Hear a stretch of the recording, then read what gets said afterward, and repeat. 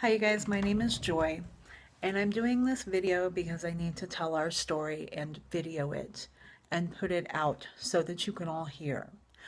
So I will start by saying that when I was pregnant, we knew that we didn't want to vaccinate right away because our niece nearly died from her DPT shot. Like, she turned blue and they had to do CPR and take her to the hospital, and she ended up on seizure meds.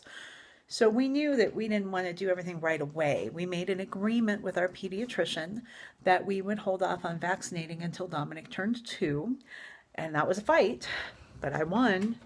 And then at that point, we would vaccinate one at a time in a very specific order. So we didn't do any shots.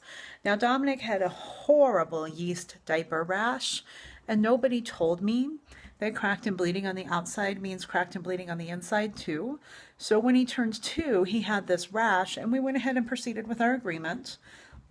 In hindsight, I never should have. Now, he was still nursing. We did one shot a month, and we think we did that for about a year. He nursed until right before his 3rd birthday. So he weaned, he turned 3, he started preschool. He came home from preschool with influenza A one day, and the entire family was sick. At the end of the flu, he no longer spoke. He no longer looked at us. He had regressed into his own world. He no longer played with toys appropriately. He no longer acknowledged the presence of anyone in the room. This is a child who was speaking in sentences, who was asking questions, who was not only on track developmentally, but ahead developmentally, and he wasn't.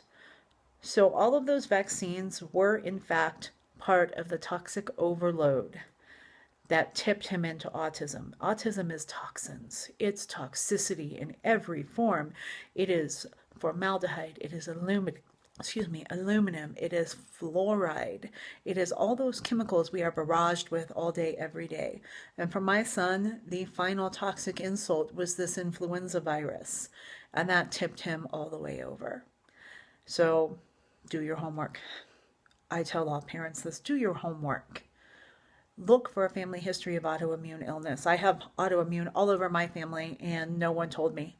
No one told me that a family history of autoimmune disease meant that we probably shouldn't vaccinate our child because of the toxins in the environment with the susceptibility of autoimmune illness. Vaccines were not a good idea. No one told me. So I'm telling you, do your homework. You can't undo a vaccine. You can't undamage your child. You can choose not to damage them.